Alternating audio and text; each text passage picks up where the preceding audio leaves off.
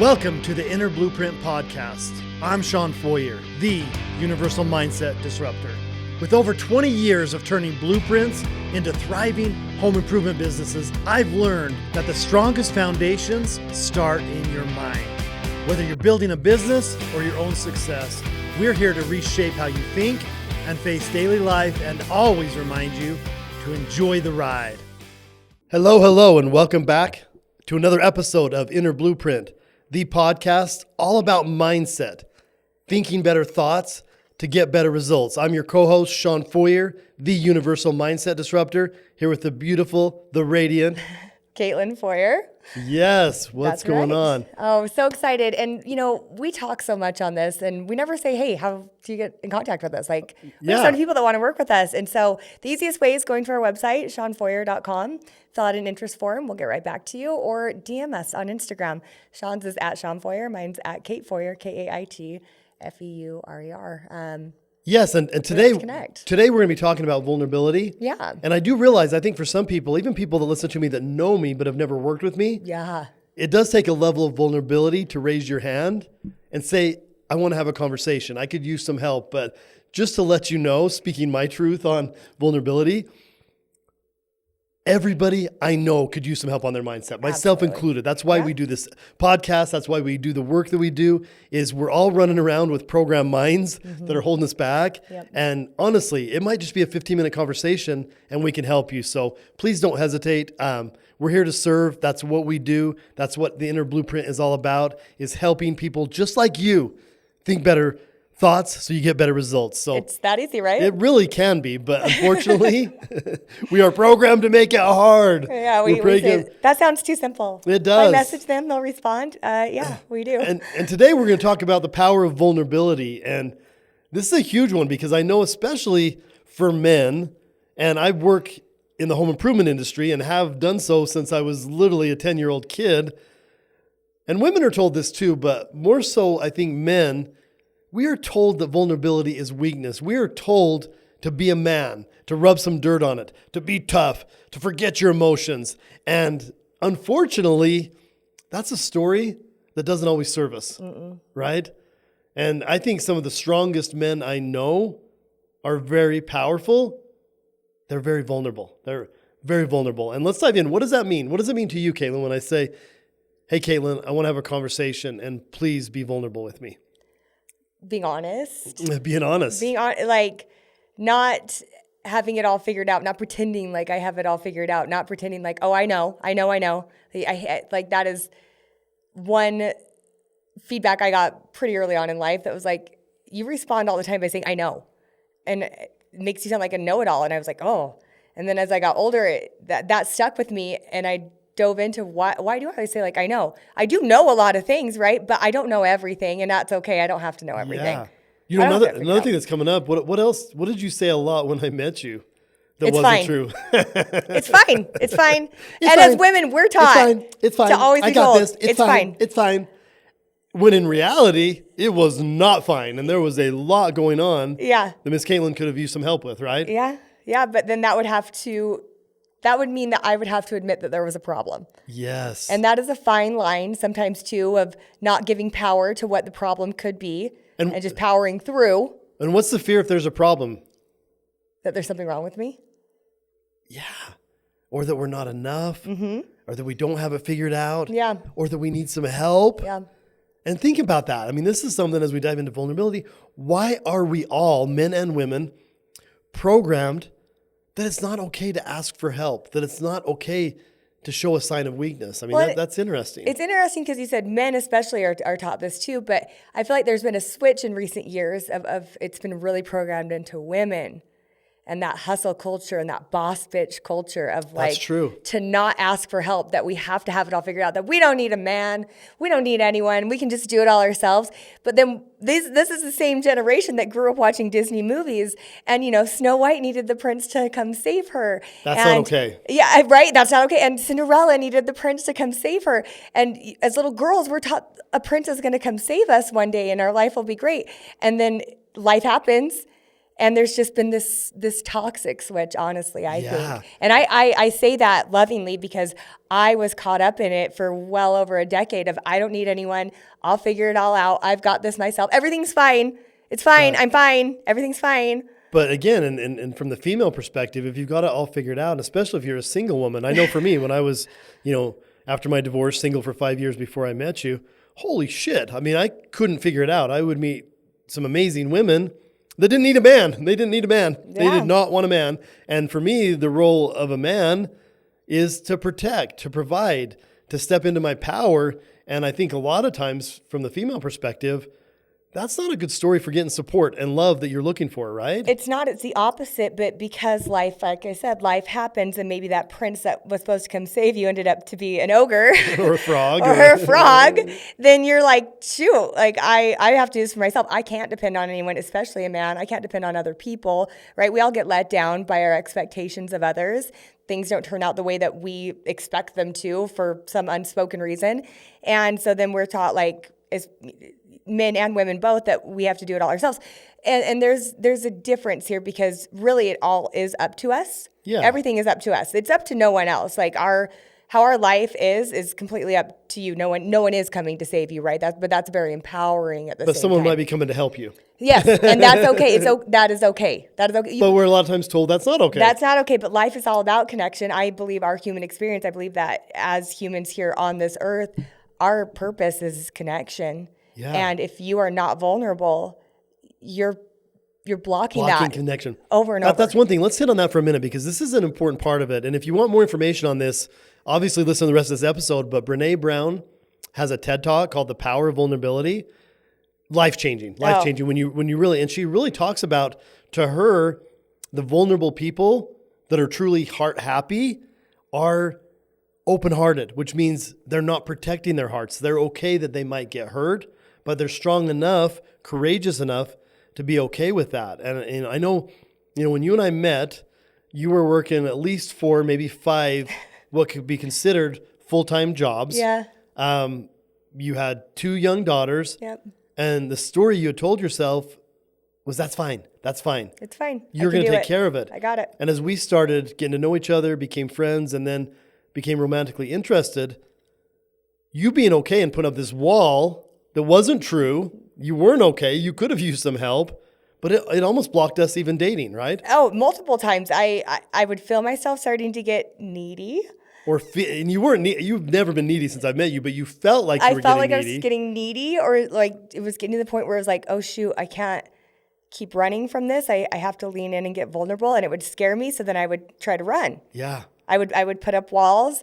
No, everything's fine. It's good. I got it. Like, no, we don't have anything to talk about. We're fine. And again, and finish my point. I forgot to finish the point on that. So she put up this heart wall, and we all do this. We put up the heart wall, and the wall is there to protect you from getting hurt. Absolutely. But the problem is, a heart wall doesn't just block negative emotion. It blocks all emotion. So as you're protecting yourself by not being vulnerable from being hurt, you're also at some level protecting yourself and being fully loved and supported the way you deserve. 100%. And that's, to me, that's the interesting thing is you have 2 people in a relationship that get into some disagreements, and this can be a short-term or a long-term relationship, and they get hurt a little bit, and so they put up walls. And now both individuals have walls. They're trying to maintain a love connection as they have walls protecting them, and the walls and now they're communicating, trying to create love and connection as they're protecting themselves. And it's a no-win situation. Resentment builds up. And that's a one thing that a relationship, any relationship, whether it's your boss, whether it's your friend, whether it's romantic, that's the one thing that a relationship cannot survive is resentment. That is the one thing. Anything else you can really get through, but resentment, it doesn't go away, and it builds and it leaks through everything else. And it is the number one predictor of divorce. Yeah. Or any relationship ending. And what is resentment? Just holding on to things from the past and not letting them go and adding them to your little brick wall in front of your heart. Yep. Like this happened once. And again, going back to the mind, right? The mind has 2 primary jobs from our creator. You can't, with all the mindset work in the world, you will never override the mind's innate desire to keep you efficient and safe. And so if you've been hurt and your mind knows you've been hurt, it's going to work every day to build a brick wall to protect you. Yep.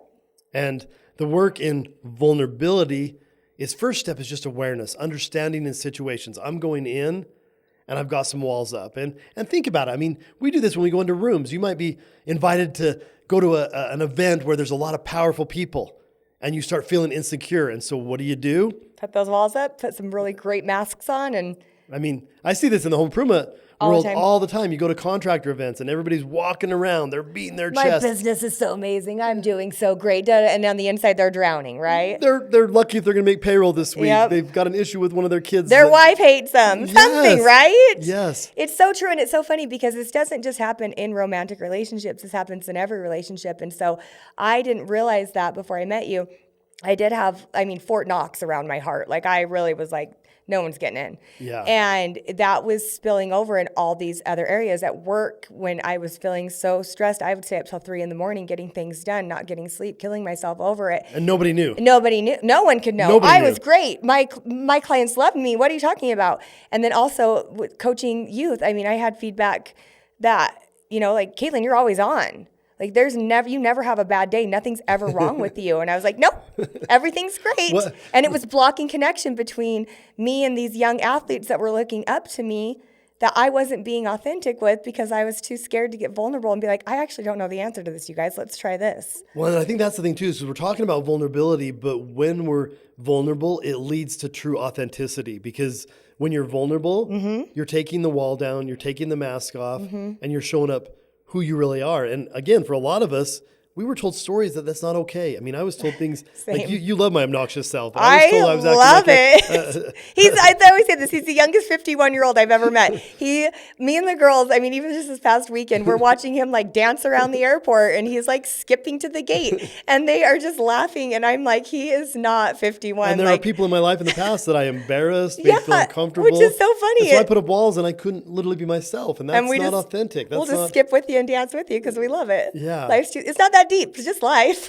Kaitlyn, if you're okay sharing this, and this again will be some vulnerability, but the training you and I met at here in Salt Lake City, we had feedback circles where we went around. Oh my gosh. Do you remember the feedback? I don't remember the feedback. I remember the feedback you gave me. You're like, I'm so confused. Think about this. I was confused. And what was I confused about? He said, you seem like this really happy, amazing person that does all the things, but then you seem like you're drowning at the same time and I can't figure it out. And I was like, you don't know me. Like, what are you talking about? And I received feedback from multiple people in that group, and it was all very similar. Like, you're fake.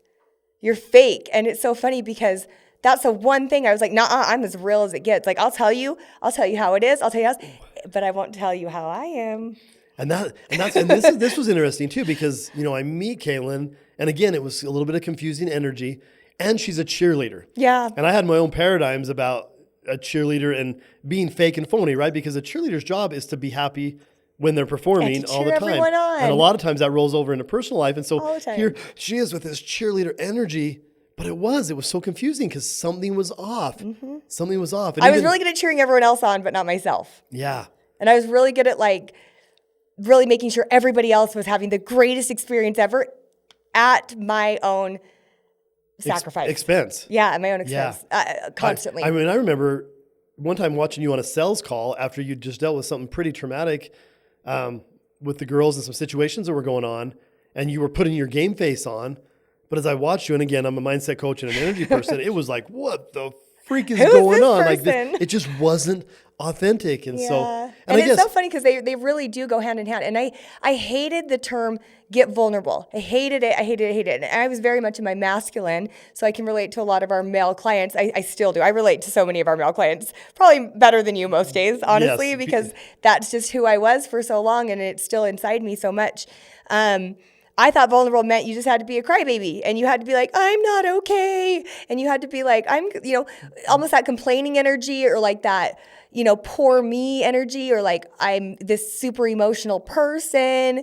I fought it. Because I'm like, I'm none of those things. I'm not a victim. Like, it's okay to not cry. Like, it's okay to not be like that. Like, the people like that are pussies. Yeah.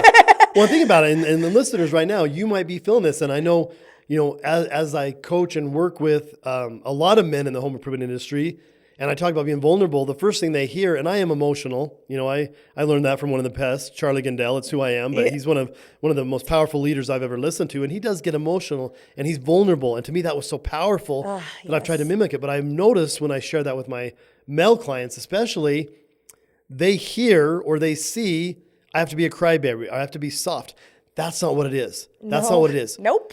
What you have to do is speak your truth. Be willing to be brave. And especially as an owner of a company, it's okay to come to your team sometimes and say you need some help, that you don't have it all figured out. I mean, lying and saying you have it all figured out when you don't, it protects you from looking bad, but it also protects you from some amazing leaders in your company stepping up and being able to help you. Well, and it's funny too, because you think that you're protecting others by being that way.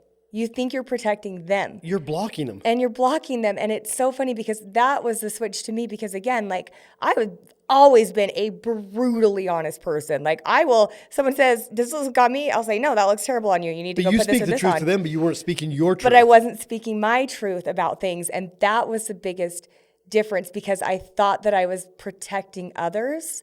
And it fell back to my I'm a burden paradigm of like, I can't put this on anyone else because it's nobody else's, it's mine. So if I just don't talk about it, I'll figure it out and it'll be fine. But really, that's not being vulnerable. That's not being authentic. And were you figuring it out? A lot of them, you weren't figuring it out. You were doing the best you could. But I was just repeating cycles over and over and over. And so it's so interesting, because really vulnerability is, it's telling the truth. That's all. Like the whole truth, not just the truth about others or what you think you see. Like it's speaking, and I hate that term, your truth, but it's real. Well, and I think, it's okay for your truth to be, you're afraid. Yeah. Or you're scared, or you might need some help, right? And again, we're programmed, and for me, from the male perspective, that's not okay, Shawn. Oh my gosh, the times that I've been vulnerable and told my truth, I've been so surprised at the love and support that's shown up for me every time. Well, and in our women's group, I mean, I had such a great call on Tuesday with them, and one woman was speaking about how at work right now, she's got this really important key role within her company, and she's got the owners putting more and more on her, and she's like, I'll take it, because there's nobody else to take it, she thinks.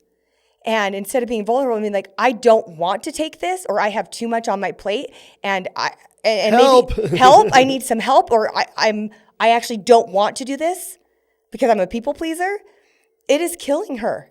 Yeah. And so it was a lot of coaching to like put up some boundaries and speak your truth. You have to tell the truth.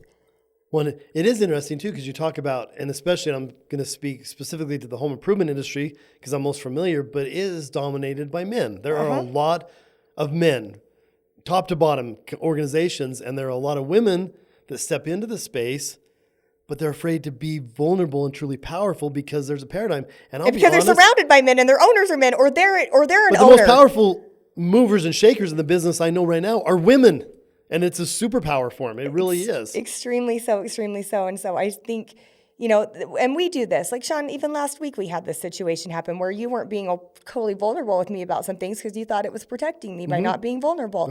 I don't talk to you about this because I don't want you to have to worry about it. And I wanted, it's protecting you. And I was like, that's not protecting me. You're lying to me. Well, when again, because Kaitlyn had the paradigms of having to do everything herself, I have a fear that if I'm vulnerable and say, hey, I could use some help in the finances, or I could use in this help, that I'm going to draw her back into her masculine, which is going to have her, it's fine.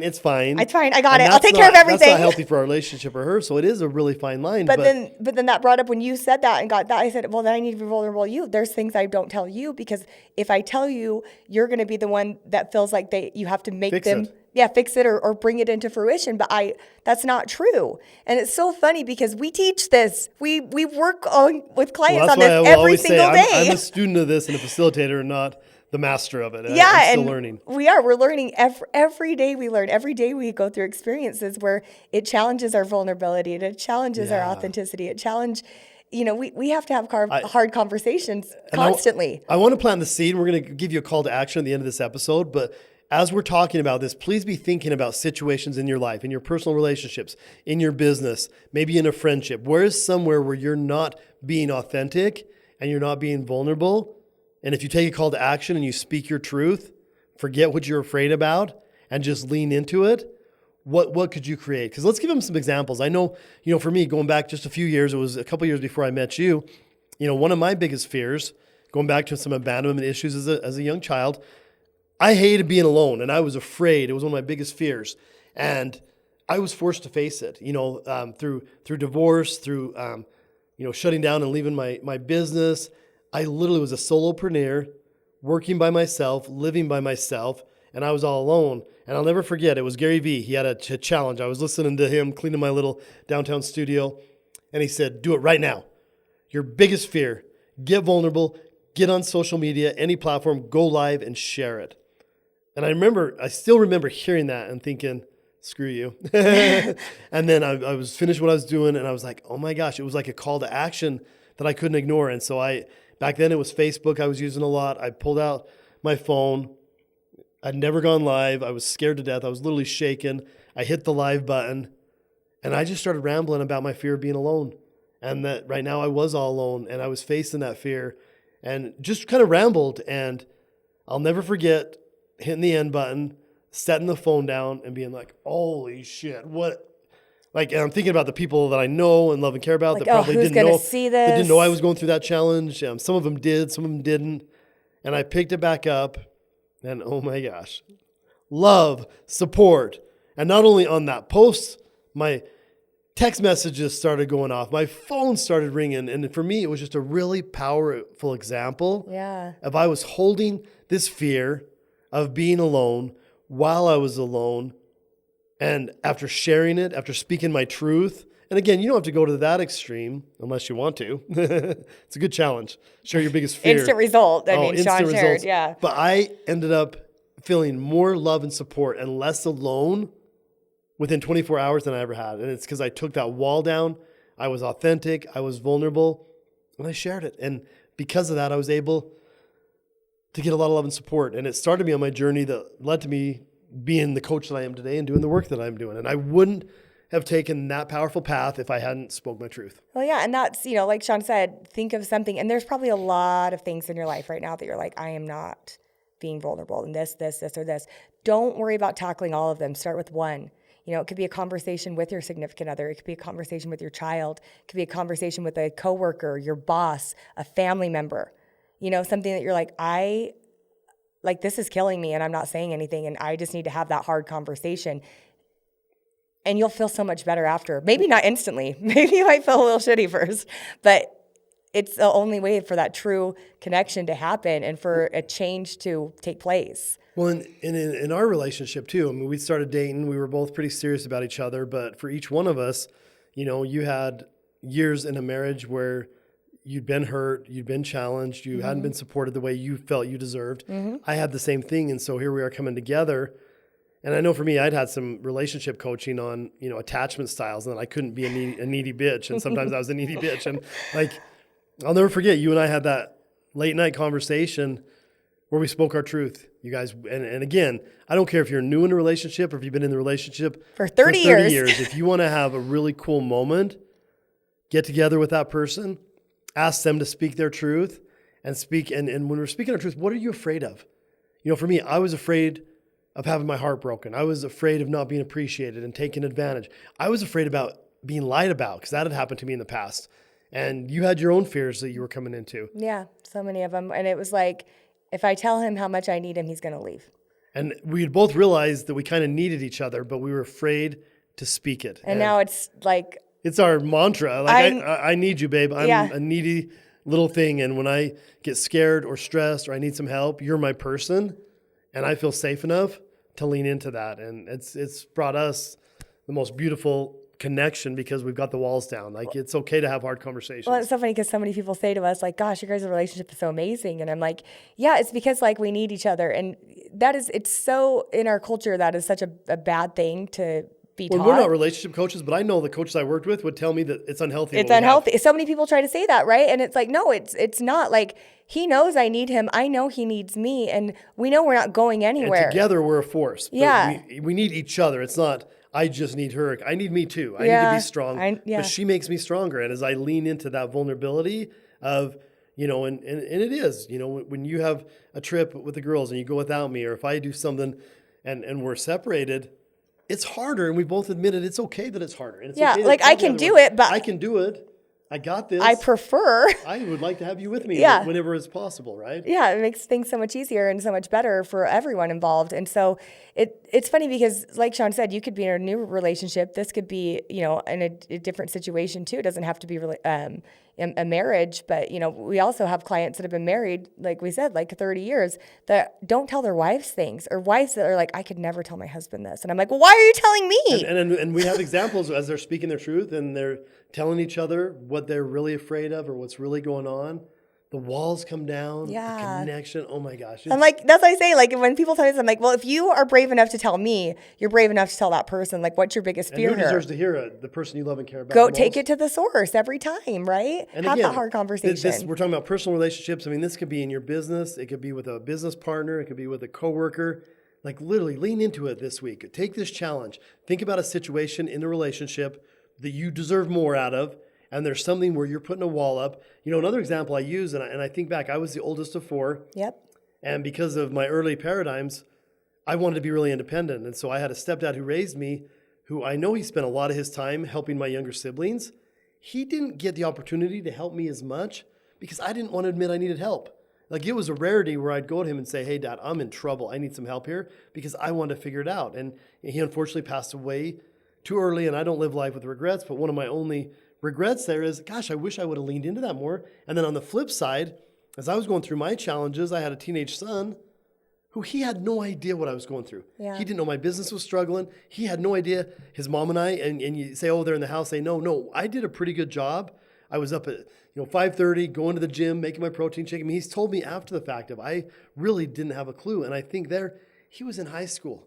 High school is hard. Yeah. But when you have a parent that's not showing you their weakness at all, and again, you don't want to lean on your kids, but you can show some vulnerability there to give them permission to open up to you. That's one thing I work really hard with our girls is to let them know, like, the life we provide, and sometimes we make it look easy. It's not easy. We work our asses off. We get our asses kicked. We have ups and downs, and I feel like the more I share some of the struggle, and again, Yes, you want to trauma dump on your children. No. They don't have the emotional maturity to be able to handle. But they have the adult awareness problems. to understand of, hey, mom has struggles, dad has struggles. Yeah.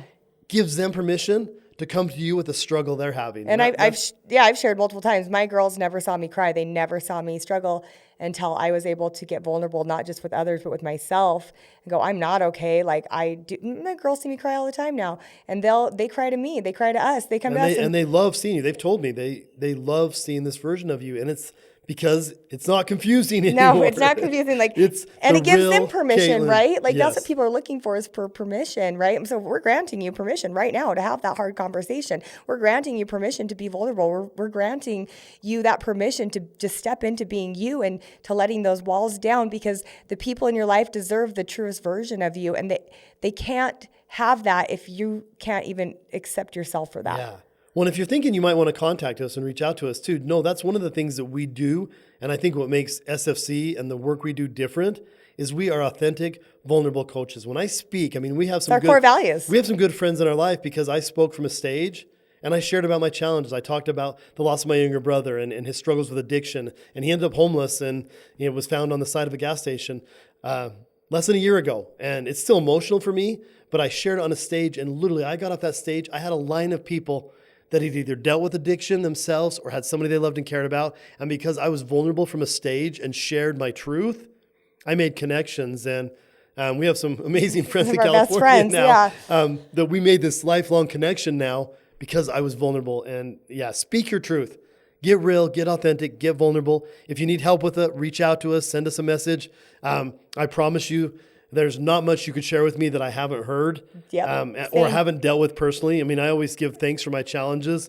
I've been through death, divorce, homelessness, addiction, all kinds of challenges, both personally and right around me. Yep. And as I share, I give permission to others to share back. And that's where we build connection in our companies, in our personal relationships. So I think that's the challenge, isn't it, Miss Kate? Yeah.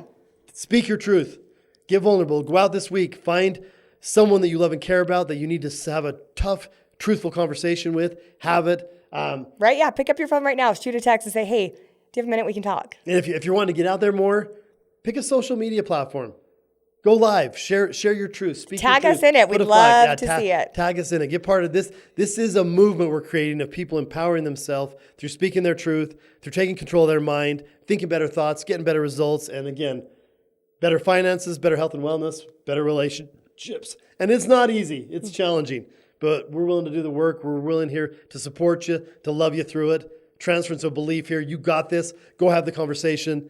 You can do it. If you like this episode, subscribe, hit the like button, share it with somebody you love and care about. And as always, enjoy the ride. It's a good one. Welcome to the Inner Blueprint Podcast. I'm Shawn Feurer, the Universal Mindset Disruptor. With over 20 years of turning blueprints into thriving home improvement businesses, I've learned that the strongest foundations start in your mind. Whether you're building a business or your own success, we're here to reshape how you think and face daily life and always remind you to enjoy the ride.